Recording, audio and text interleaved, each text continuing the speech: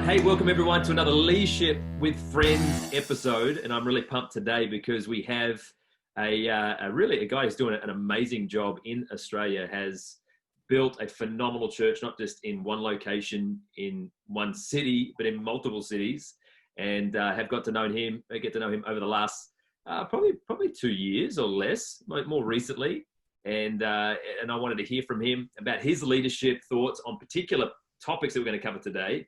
So welcome, Joel Cave. James, how are you, mate? Good, man. So good. Of the Shire. Good to see you. Yeah, well, we haven't got the weather like you have up there. I don't think you even have winter.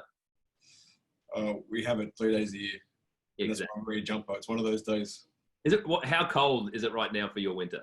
It's 21 degrees right now, and it is raining, so I've got a jumper on. I thought, you want to wear your jumpers occasionally. 21 degrees is winter. That's ridiculous. I did grow up in Sydney, so I do know the difference. Yeah, you do. It's an amazing place to live when it comes to the weather. I'm not gonna deny that. Someone has to be called to the Gold Coast, and yeah. You heard the call, man. You responded. That's right. They send me, I will go. I love it. Well, the labourers are few, and I had to step up. But hey, so first things first. If just to kind of limber up the conversation, if you had a movie made about you, and you had a Hollywood actor that was going to play you, who would be that Hollywood actor? It's funny. I was asked that question recently, actually, from someone else, and my response was probably like a mindset of 10 or 15 years ago, when a lot of people used to think I looked like Leonardo DiCaprio when I had hair. Yeah, yes, come on. And so obviously now I've got no hair. The stress of running the church has brought me to that place. But these days, I don't know. I mean, let's just go with Leo. But 15 years ago, when I had hair, and yeah, Leo, he's an intriguing actor. He can play lots of different roles, and look, he is the man. I'm not going to deny that. He still holds a special place in my heart ever since Titanic. Very good movie, wasn't it? I think Catch Me If You Can was one of my favourites from him. It's an intriguing movie. It really is. He did that brilliant. I'm still surprised it took so long for him to get an Oscar. That's rigged. Yeah. The guy's genius. Yeah. All right, next question. If you had a song, like let's just say you're going into the boxing ring, this is a song that you would play to say Joel Cave is coming in. This is my hype up song. What would that be? Probably a little bit of a different approach. I love like the 70s funk era. Oh. So I was a bass player. So I should say I was, because I haven't played bass for a long time. Yeah. But I still do love particularly bass lines. So I would say the song September by Earth, Wind and Fire, because everyone would be excited that I'm there. Can you tell me the bass line? Are you open for that? Can you mouth out the bass line? I'm trying to think of the bass line, man.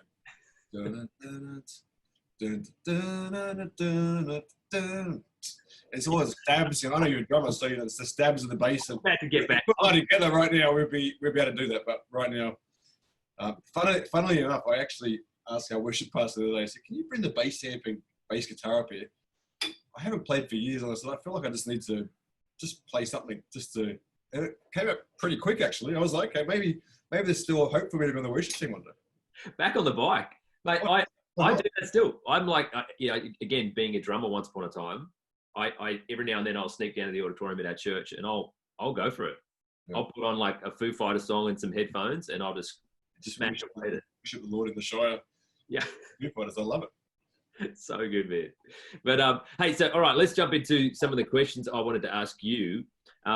Okay, so being at your church, coming up to visit, I think it was last year, I believe it was, we came up and got to see what is, in my opinion, one of the best church buildings I've been into. I loved it. Thought it was amazing. Meeting your team and then being a part of your team night that happened that night. I was there. It was awesome. I obviously picked up pretty quickly that vision is of high importance in Glow Church. But I want to ask you about that. Why is it so important for you guys, and why have you, I guess, made that such a huge part of the life of your church?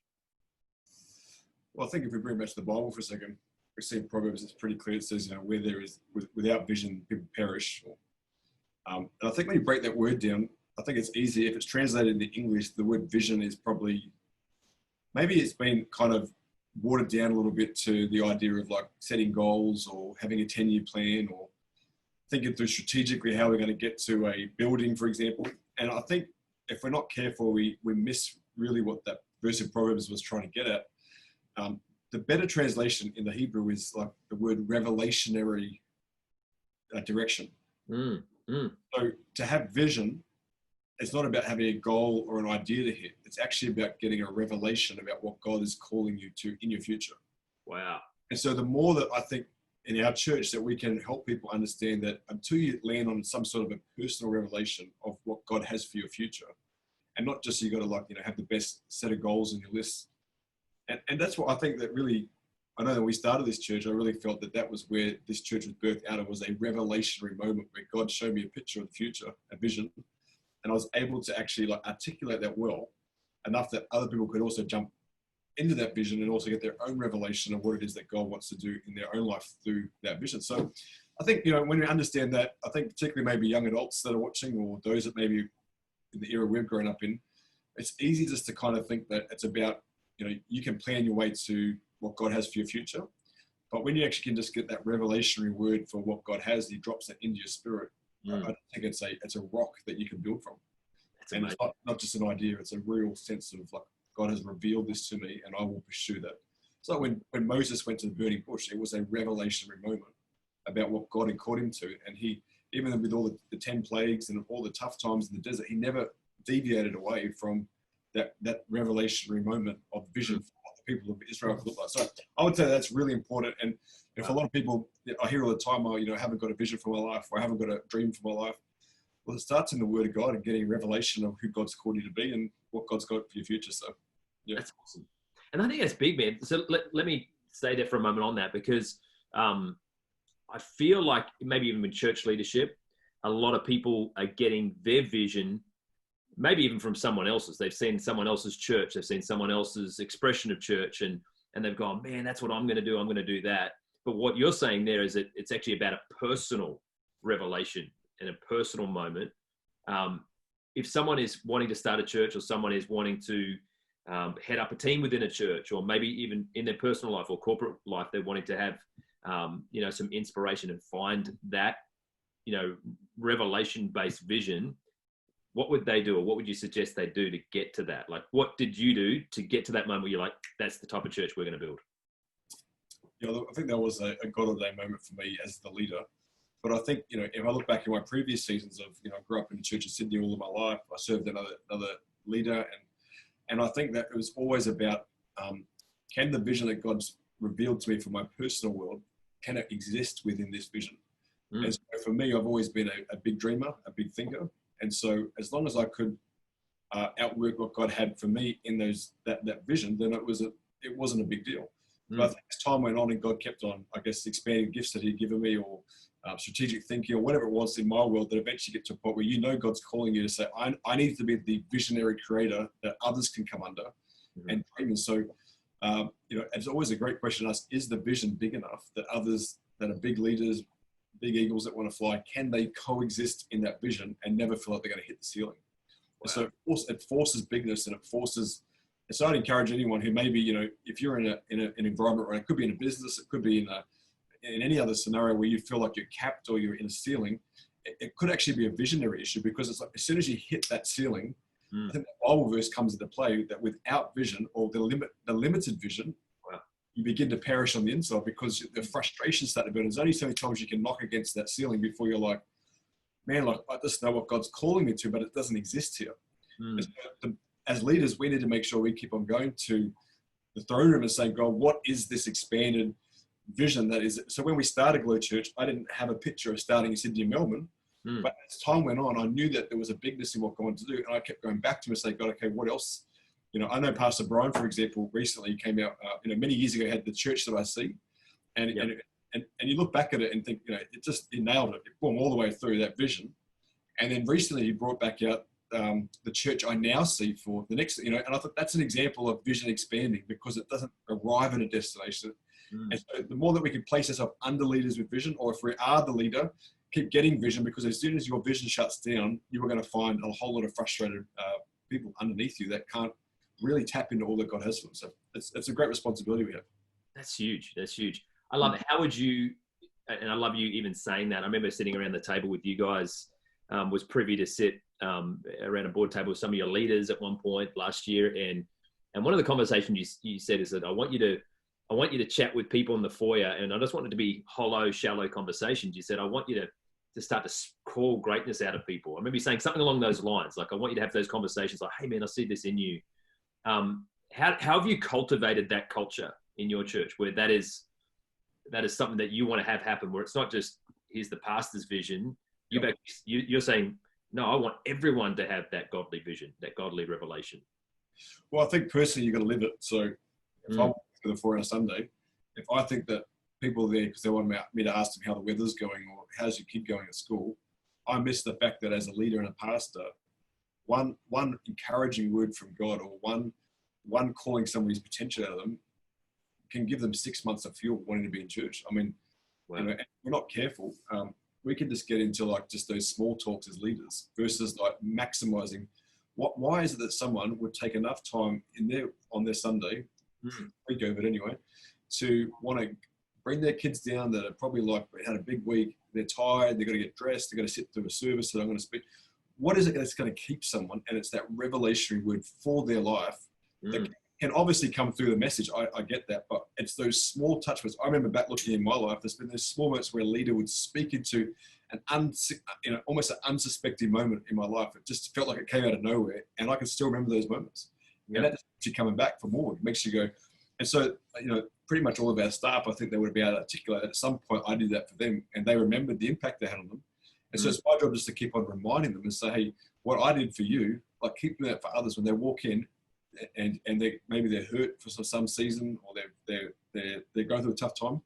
Speaking to their potential, don't just let it be like, oh, let me just pray for you. Yeah, we're going to pray for you, but hey, firstly, I'm going to speak hope into your situation. I'm going to speak vision into your situation. I'm going to speak destiny in your situation, because that is like fuel in a rocket that will take off. And if we just have nice church and we just walk into church and we just talk about the weather and we talk about, the latest Xbox games the young guys are playing, it really is just like moving chairs around a Titanic. Like we want to be like having those experiences for people to say, man, when I went to church, not only did I encounter God through the worship, through a word, but something happened in a foyer, in a conversation that I can't get anywhere else. I can't get that at workplace week. I can't even get that in my marriage. Someone called it out in me, and I can now run with it. I love that. That's so huge. It's so huge, man. And it's true. There's so many moments, if we look at our lives, it was those smaller moments, weren't they? Like these little conversations, or that one word, or that kind of prophetic word that someone spoke over our lives. And there's such big impact, don't they? For such often they're not from a platform most times. I mean, yeah, we have those moments, right? But it's when it's like, sitting around a campfire at a youth camp. It's when you're in a moment where someone you can see visibly is having a tough time, and you just drop a word. Or there's times where you think that someone's going to like maybe say something negative towards you, and they do the opposite, and it just sparks life for you. I mean, it's real. So we need to do that as leaders. I love that. That's so good, man. It's such a good encouragement. Okay, so next thing I wanted to ask you about, and something I did notice about your life from observing it over the last period of time is it seems like you're a very strategic thinker. That this is not I'm just kind of fumbling my way forward. That you have an ability to kind of strategically think about, okay, where are we going? What's the next step? And actually leading your church there, which again, that old statement that any person can steer a ship, but it takes a real leader to chart the course. And I feel like you're charting the course really well, from what I can see. So I'd love to ask you, how do you become a better, or how do we become a better at strategic thinking? Look, yes, I appreciate that. It's I feel very humble that you'd say that. I think some of the things that, when it comes to strategy, definitely there's natural gifting that you can't ignore in someone. But you can, I think, acquire skills to be more strategic and be more intentional. And what I think in the church world we've done is that we've done a lot of great copying of other people. And their strategy and their thinking. But when you can get that revelatory vision from God as to what the future looks like for you in your own lane, I think it forces you to keep asking the bigger question of how do we do that better? How do we provide a simpler solution for people? And I think a really good example, I was sharing with our staff this week actually, was what's happened in Virgin at the moment, Virgin Australia here in Australia. So for those that maybe are from overseas, Virgin Australia is, I think, a great airline. Its history was it started in Australia 20 years ago off the back of the collapse of an airline called Ansett. And Richard Branson came in and, he said, I want to make the flying fun in Australia. I want to bring like a party feel. Yep. It started this airline called Virgin Blue. And then as time went on and as the airline got more and more market share, he backed away because of obviously he's got a lot of things going on in the world, and they brought in different CEOs and general managers. And probably we now find ourselves, we're currently Virgin Australia, which on the outside has a wonderful reputation here in Australia, a great airline. I personally travel the airline. Yep. But it's administration, right? So right now there's been too much debt that has happened. But the problem isn't the finances. The problem was what was going on the last sort of 5 years leading into the most recent appointment of the CEO. So about 5 years ago, I think it's 6 or 7 years ago, Virgin appointed Qantas, which is the major airline that opposes a competitor here in Australia. Yeah. A guy called John Borghetti, who was the vice president of Qantas. They employed him to be the CEO of Virgin. Right. I know, speaking to a number of staff members that worked in high-level positions at Virgin, that they had this philosophy called burn the room. So for the next 5 years, John Borghetti, I don't know if it was because he was jealous of he didn't get a role because Alan Joyce got it. I'm not sure if it was because of he liked what he saw and wanted to replicate it. But they spent 5 years focused on trying to compete with an airline that was far more aged, far more deeper pockets, far more credibility. Right. And they try to just replicate it. So this burn the roof philosophy was we'll undercut them at any route they do. We'll be better at what we do. And they took their eyes off the original vision, which was we're creating an airline which is going to be fun. We're going to be an airline that's going to be appealing to people. We're not trying to worry about what they're doing over here. And I think that's what's happening with a lot of church leaders. They're so worried about what other churches are doing. When you're doing that, all you're trying to do is like take their strategies and systems, but really not understanding that the visionary leader is trying to replicate something that God has given them as a revelation. So true. And so we've got to have great systems. The way I liken it is great systems and processes are like holding nets. And if you haven't got those, no matter how many fish come in, they're going to disappear, right? So great systems, processes. But what is it about your leadership style? What is it about your strategic thinking that is unique to the lane you're running? So you're not looking over here at this other church. You're not looking at this other airline. You're just going, okay, God, what have you got for here? And how do I implement that? And so some of my greatest, people want the solution. How do you grow this fast-growing church? When they actually see how simple we've made things, they get frustrated because they want more answers. But the reason I think the church is growing is because we do fight for simple. So every year we ask ourselves, how do we make this church even more simple? Because the bigger it gets, the more simpler we need to get in terms of our systems, our processes, our organizational structures. And people, if you don't fight for simple, we get complex. And that's when we start to grind things down. We have too many staff. We have too much processes and manual. We miss the whole point, which is bring it back to like, what is it that God's called us to? How do we engage with people at a simple level so that anyone who keeps walking in here still has that same experience, like should have been at Virgin Blue back in the day, has just disappeared, and eventually it's so far removed from the original intent. So strategic thinkers get that real sense of what does it look like to move down the track, stay true to that, keep simple. Yeah. And if you can do that, the more simple you are, the easier it is to be more strategic. I love that. So, man, that's so profound. And I feel like that's a real word, man, in season as well, because there is, I think everyone wants the success, right? Everyone wants the instant gratification. I think that's crept into the church leadership too. I want things now. I want that church now. But it's and sometimes in doing so, we feel like if they've been successful, if they've been amazing, I'll just do what they're doing and I'll be the same. But I feel like even those last two, your two responses there, Joel, have come, they've kind of married together. That God revelation has been the anchor point, which has led you to that strategic thinking. But you couldn't separate the two. You need to have the godly vision. You need to have that God revelation for you, and you've allowed yourself to then make it. I love that word you said there before. I was just writing it down actually. Fighting for simple. That is so good. Yep, that's important. Every year we start off that conversation with our vision team. How are we going to make? So to give you an idea of what that looks like, every year we start off on a whiteboard, still using the old whiteboard. we put down all the things we do as a church. Yeah. And then I ask the question, what are the 3 things that are the least important, and let's get rid of them? And people, like, we have fights in that meeting. And if you get to a point where you're like left with 6 or 7 things and you're like, we're hardly doing anything. I'm like, great. Okay. Now we can start to think about what we might add to the equation now that or what was effective 5 years ago that no longer has its place here. And so when we start doing that, it is good because it forces you to ask the questions of like, what matters, what did matter, what doesn't matter now. And, you know, my philosophy is we will not add another thing to what we're doing unless we take something away. That's our philosophy.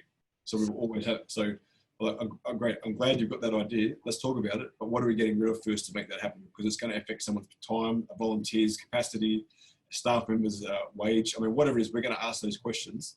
Wow. And when we do that, I think we come up with some very interesting conversations that end up being quite effective. So big, man. That's huge. I love that. Hey, so last question, and we're running out of time. But I did have another question I was going to ask you, but I've decided to change it. Keep you guessing, all right? So what's one thing? We're just potentially coming out of the tail end of COVID-19. And to God be the glory. I cannot wait for it to go back to church gatherings and all the other things. But what has been one thing that you feel God has shown you through this season? I think we all need a bit of time out as Christians. I think we need to stop and ask the question: Has our Christianity become too Sunday centric? And don't get me wrong, because I'm a church builder. I love church. I love it. Yeah. I think for a long time, our church world inadvertently, subtly has become, we are Christians on a Sunday and then we do our thing during the week. Wow. And I think this is forcing us to ask the bigger question of what does a mature disciple look like all week? Mm-hmm. That isn't so built around just that Sunday experience. And while that's important because, you know, Acts 2 is very clear on that and, you know, called up to forsake the gathering.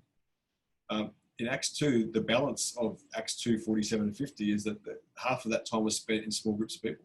Yeah. I've been beating this drum for years and no one seems to listen as much as they have been now about we need to have this infrastructure in churches like a web where everyone is known, everyone's cared for, everyone's got a minister, because we are all ministers, but someone's like a pastor in that small group of people who's watching out for them. And I think that this has really started to hit home that this is so important. And I think it's more the mindset that it's not a bad thing for a season where we're not having a Sunday gathering. Yes, watching online services, yes, but like we're coming back to like maybe who's being exposed in their hearts as Christians that was all about the Sunday. Yeah. They can't cope with this. Maybe like, have needed just a bit of time out to ask some bigger questions.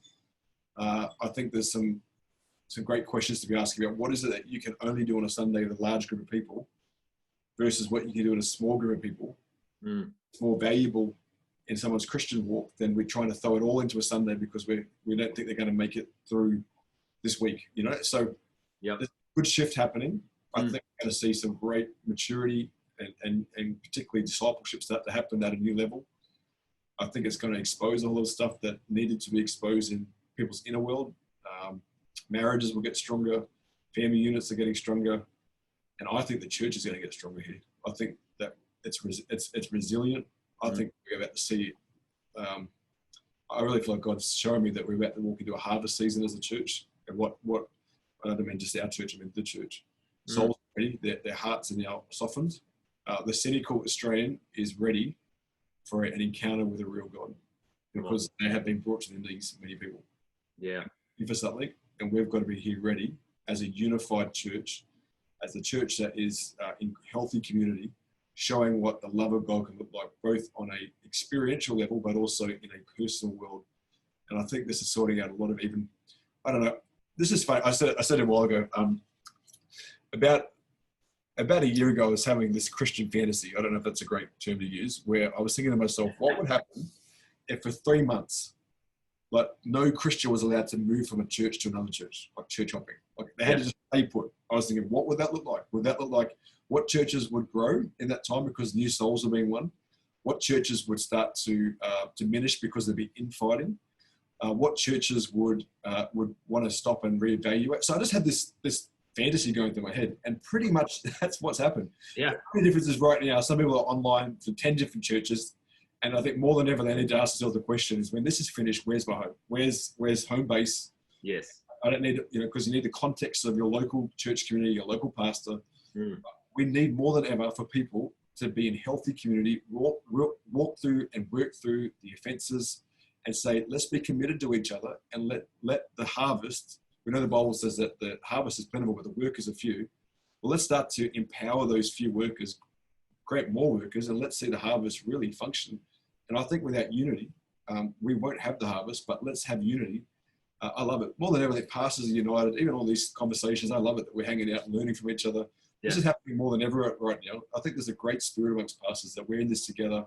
Let's do this, and even cross denominations, cross really different expressions of church. But healthy communities will lead to healthy souls being one in churches. And so that's what's coming. And I think we need to get ready for it. Come on, man. Yeah. I believe that. That's so true. I absolutely resonate with that. And man, it's been so good to chat. And obviously via the Zoom machine, I look forward to sitting and eating some type of Brazilian chicken with you again. I think that was the last time we hung out. That was good tacos. I'm going to give you that. Oh, so good. And that's right, tacos. But Joel Cave, you're amazing. And hey, if you have jumped onto this platform, you're on YouTube or on our podcast, I want to encourage you to subscribe to it, send it to a friend. I hope it encourages you and inspires you. And man, we love you and we can't wait to speak to you more about leadership. We'll see you soon.